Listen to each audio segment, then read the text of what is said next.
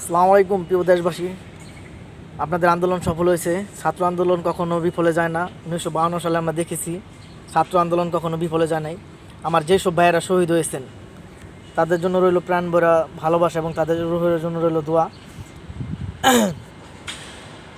আর যারা নতুন করে ক্ষমতায় আসবেন, ঠিক আছে, তাদের কাছে একটা আহ্বান থাকবে, গণতান্ত্রিক যেন দেশে থাকে। আর আমরা ছাত্র ভাইদের পাশে ছিলাম, আমরা রেমিটেন্স না পাঠাই।